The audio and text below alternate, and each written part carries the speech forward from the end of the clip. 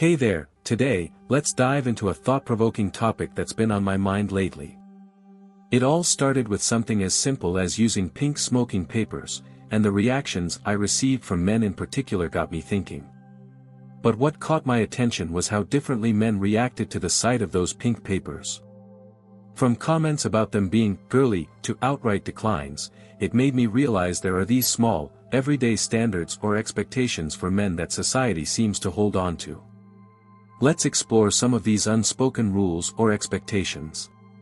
What are some of those things you wish society were more aware of when it comes to men?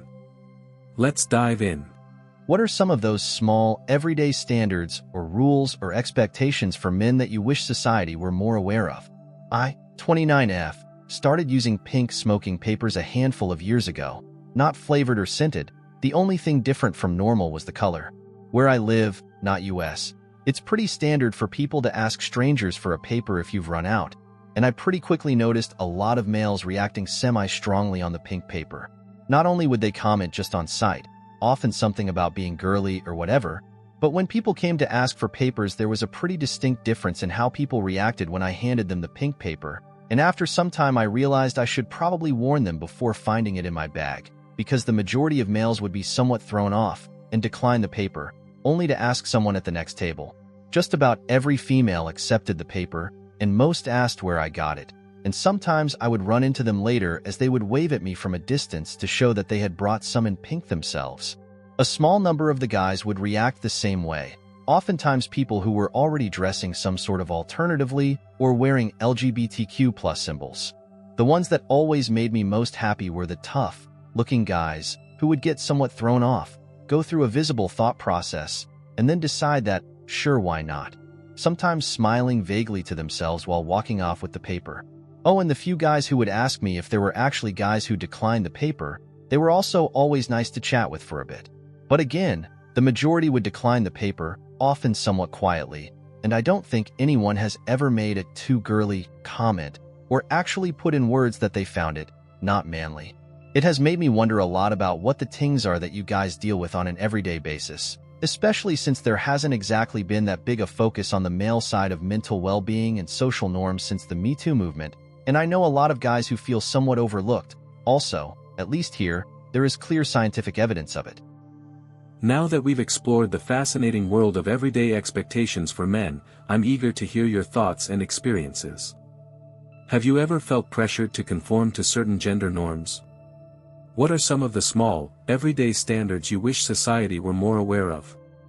Let's create a space where we can challenge societal norms and support each other in breaking free from outdated expectations.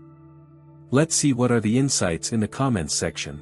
I had a guy that was carrying a bunch of stuff in his arms while riding a motorcycle, almost unable to operate the bike at all, let alone safely. I suggested that he get saddlebags for his bike, very normal here for his type of bike. He responded by saying that saddlebags are for F at G dollar and stormed off. There's still a very big double standard about hitting the opposite gender. Often portrayed in the media, for example, a guy saying something rude or mean to a woman and she slaps or hits the man, and it's seen as justified.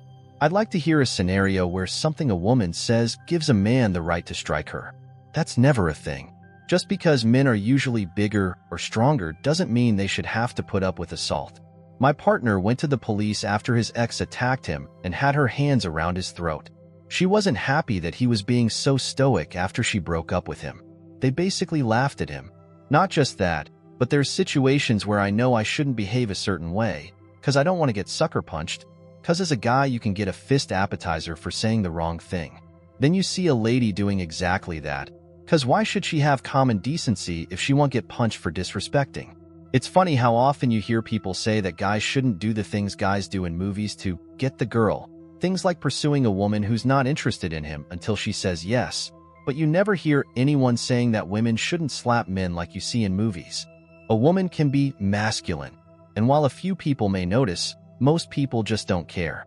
Some people will even celebrate her. A man who dares to be even slightly feminine is looked down upon by society.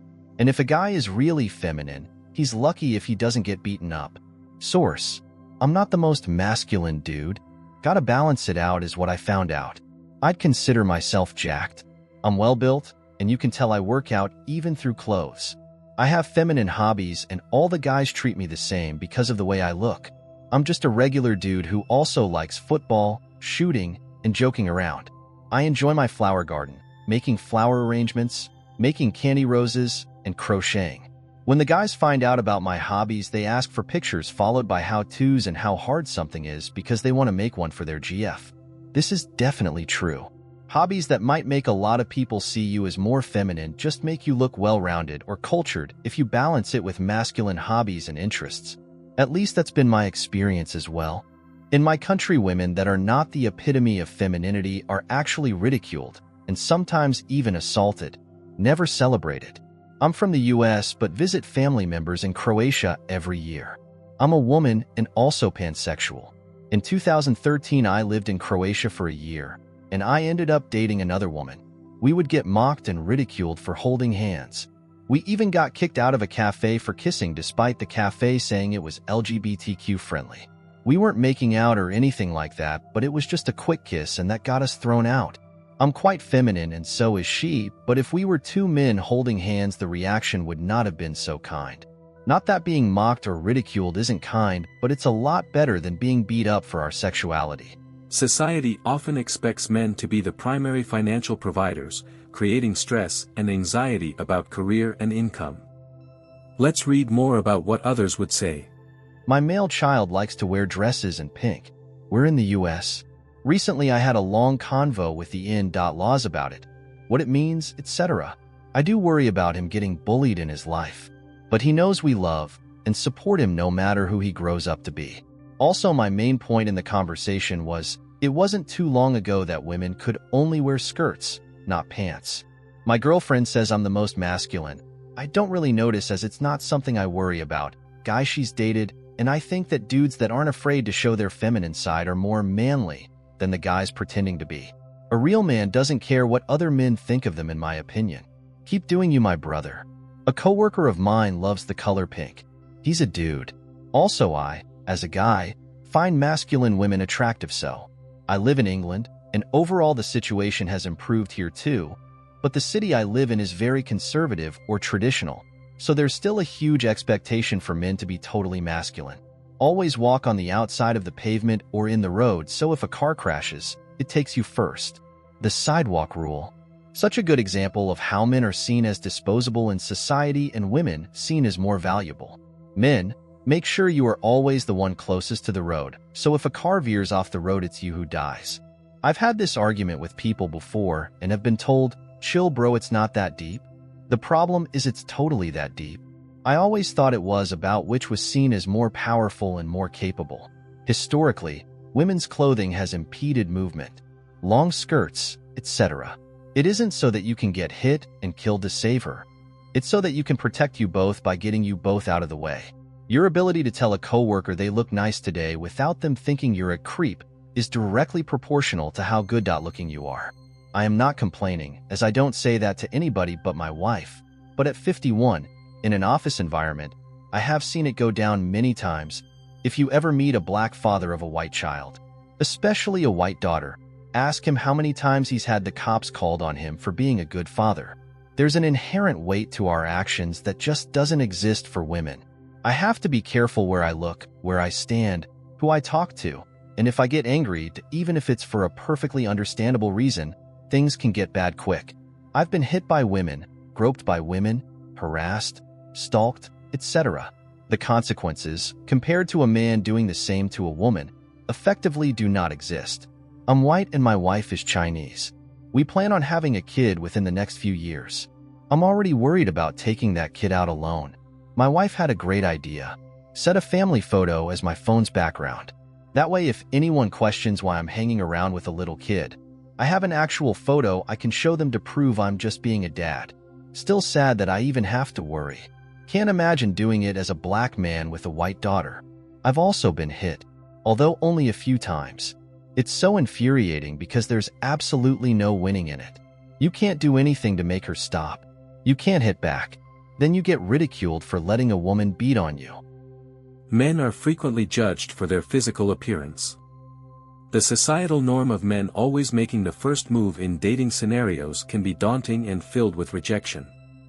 Let's keep reading. I feel like I'm expected to always be 100% all the time. It's super aggravating. Sure, I've got a dick, but I get overwhelmed and stressed out and sometimes just need to breathe for a second too. Your ability to tell a coworker they look nice today without them thinking you're a creep is directly proportional to how good looking you are. I am not complaining, as I don't say that to anybody but my wife. But at 51, in an office environment, I have seen it go down many times. That men can have feelings too. I was told that I shouldn't cry or ask for help for years, and it's messed me up completely. Thankfully, therapy has helped. Safety being seen is not masculine. If I want to wear proper protection when dealing with chemicals, loud machinery, or nasty stuff, there is a stigma that it makes you soft or feminine, and if you're a man, you just do it and worry about the consequences later. Also, at least in recent years, as a man, people just naturally expect you to be a staunch conservative, and you're looked at as less of a man if you hold different political views. Your political views don't define your manhood one way or another. I've always wondered why personal safety and taking care of your body is considered to be weak or less manly.